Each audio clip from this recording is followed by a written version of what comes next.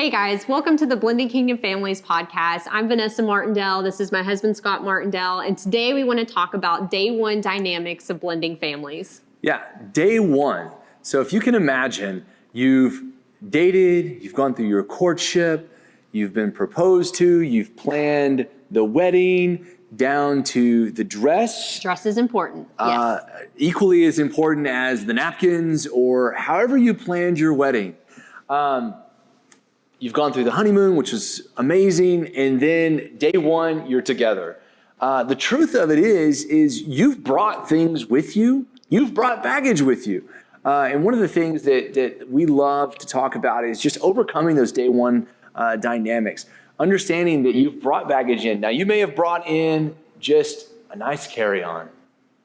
It's lovely. I just brought on a carry-on. It fits in nicely. We can unpack that very easily. Other people, you may have a line of U-Hauls with your baggage. And I'm not talking about the couches. I'm talking about the stuff that you have picked up from relationships past. Now, and the other side of it is you may be thinking, well, I was never married and divorced. Well, let me be the first to tell you, you have baggage. And just remember, as a gut check, this may be your first marriage, but remember, every relationship you had in the past failed. So you're bringing baggage just as your blending family, as your spouse who may have been divorced or have gone through other things that have led to their situation, they're bringing in their baggage too. Yes, absolutely, you guys. So today we just want to talk about how do we bring all of that to the light and how do we work past some of the issues that we've dealt with in our past relationships. Yeah, and the statistics would tell you that this is maybe something you want to pay attention to because they're not pretty. No. They're really not. And so let's just unpack those just a little bit.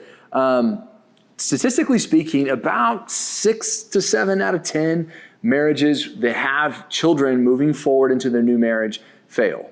So there's got to be a reason for that. And that's a pretty alarming statistic for somebody who has so much hope about their new marriage. I mean, right. Who goes in day one thinking, well, maybe this is not going to work? But that may be part of your psyche. That may be something you're thinking in the back of your mind. So let's talk about ghost of relationships past. I mean, what are you bringing? As we got married, what did you bring into our new marriage? Yeah, I think, I brought in a lot of things. But the great thing about what we did is we did premarital counseling, we did biblical counseling, and we did this assessment called Prepare and Enrich. And I'm so thankful that we did that and we took those steps because we really wanted God to bless our marriage. And that was something that we were both very, it was something that was very much deep in our hearts that we wanted to do because I knew exactly what I didn't want my new marriage to look like. But I knew that I wanted God to bless our new marriage together. And so doing that assessment, it was pretty interesting because you take questions separately and you see where you both align together as a couple, but you also see where you're so different. And it brings so many different situations, or I shouldn't say situations, it brings so many different things to the light about where you agree and where you disagree. And so it brings things up that you can talk about that may be like red flags or just things that you've dealt with in the past. Yeah, imagine taking a blood test on your relationship. That's basically what the Prepare and Enrich does. Right. It's a long assessment. It's a very well researched, very well received assessment when talking about premarital counseling. But also, I just want to kind of point out, even if you're not pre-married, maybe you've been married for a little while, it's still a great assessment to take to get the pulse of where your marriage is, where there are gaps, where you guys are apart, where you guys are aligning. But I think without that, we may not have come into our new marriage freely talking about the things that we're bringing. So I highly recommend that as a tool just to start exposing maybe some things that you're bringing into your marriage. Other than that, how would you encourage new couples when they talk about, hey, I've got all these past things that I've experienced. Here I am in my new marriage. How do I deal with that? Well, again, the biblical counseling is something that we're a very big proponent of. I think being in community, do you have godly counsel that you're going to? Who are you allowing to walk with you throughout your marriage and speak life into you and over you?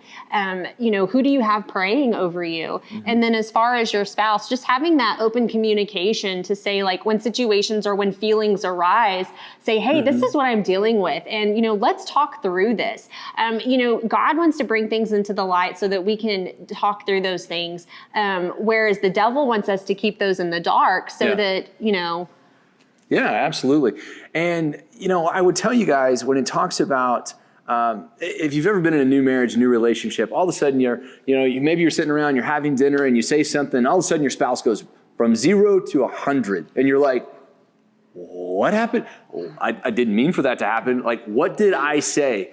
And literally, if you can imagine walking through a minefield with your spouse, and you've put all of your baggage in front of you. You haven't told your spouse where it's at. You've just put it out there. And there may be situations that make you extremely angry, something you're extremely resentful for. But literally, you're telling your spouse, if you don't bring this to the light, you're saying, hey, let's take a walk in this minefield. And when you hit something, I'll let you know. And I think that's just the wrong way to approach a successful marriage. So when it talks about unresolved anger, the things that you may have been hurt, because if you look about the past relationships, generally those who have been hurt in the past, they're more cynical, they're more suspicious, they trust less. So when it talks about unresolved anger, resentment, things like that, what can couples do? How can they be proactive about bringing that to the light and seeking help? I think it's just about being transparent and honest. And again, just being open with one another with where you're at and what you're feeling. Yeah, and there's a lot of resources that are available too. Oh, absolutely. So when we talk about, resources that maybe your church or your local pastor can provide, or a counselor, biblical counseling, pastoral care, grief care, divorce care. Healing and freedom, Kairos. There's so many great resources out there, guys. And just one thing that we always encourage is just getting involved in a biblically based church where you have a church family to go to and get that counseling, get that community, whether it's a life group or small group, and just have people who can support and keep you accountable with the things that you're going through. You mentioned Kairos and freedom. I've heard these terms before, and luckily I've got a wife who will tell me all about them. But somebody out there may not know what you're talking about. So what is Kairos? What is freedom? Explain what that process is. There are certain things that that we may have come in agreement with or have taken from our past marriage that are lies from the enemy. I know one of the things that you and I have talked about is it was a spirit of rejection, and bringing that into my marriage.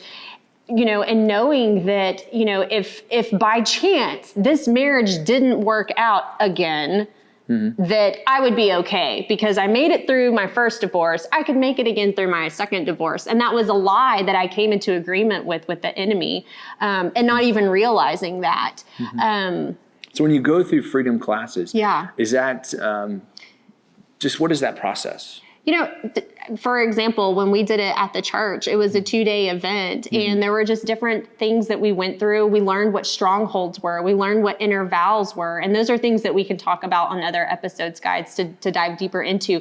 But learned about all of these things that keep us in bondage to the things of our past, that keep us bound to, shame, into rejection, and into all of these things that you might have experienced with your divorce. Yeah, and when you're bringing all that stuff forward, there's what I call like a two-headed dragon monster that kind of approaches new marriages. One is lower trust, and the other one is a higher expectation. These are two of the most, I think, cynical views of your new marriage that you may not even know you have. So on one side of it, you may not trust, not only you may not necessarily fully trust your spouse, but you don't trust the process of marriage. It's failed once. So how can I be sure that it won't happen again? Yeah.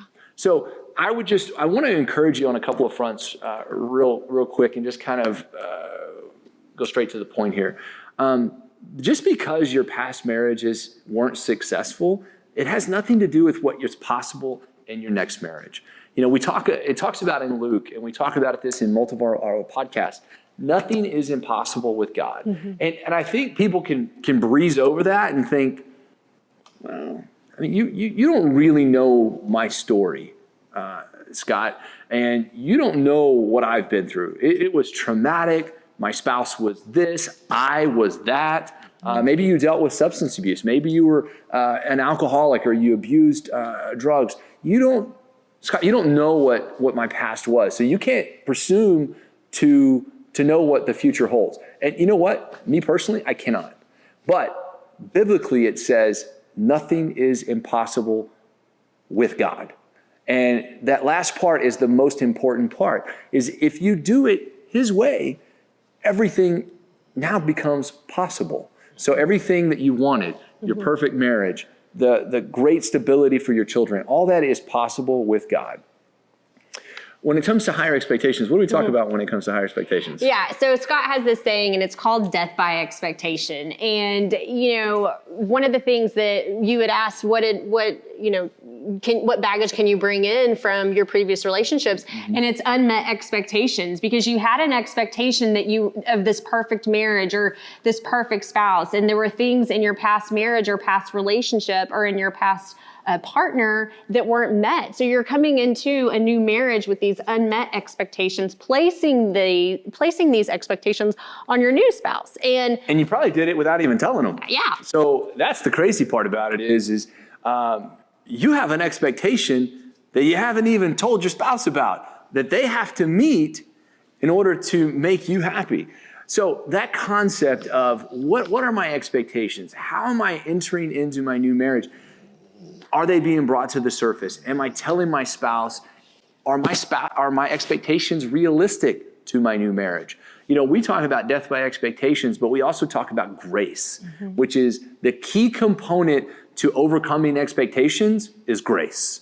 So as we look at things, what are some expectations that you feel like are unfair that you can put on a new spouse? This is a new question. She didn't know I was going to ask this one. Yeah, that is new.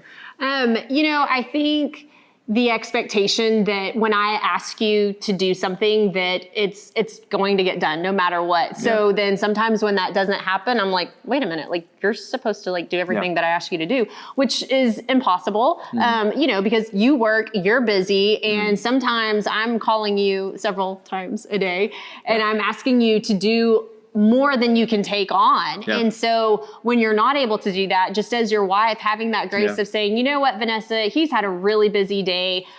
He wasn't able to get to that, and that's okay. And being okay with it. Yeah. And I think husbands, we do the same thing with our wives. I can't presume to understand the pressures that not only wives have, but mothers have, and the worry that they carry with them constantly. I'm glad that God made us different, because if he made us the same, neither one of us would sleep first, because I feel like there's always something to be thought about with Vanessa.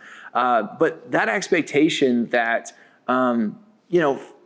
downplaying what they have to deal with, or an expectation of what they're supposed to think or feel. Even with us, we have conversations where we think we're in perfect alignment, and then all of a sudden one person says something else and we're out of alignment. So the expectation that, number one, you're not going to argue. Fighting and arguing is a part of marriage. I mean, you have to learn to disagree, and you have to learn how to come back together. But an expectation that is unmeasurable to your spouse is not going to be realistic, and grace has to follow in that. Absolutely. And so, guys, we just wanted to come on here today and just really talk about, how do we unpack our bags, and what are some of the things that we can do to better equip?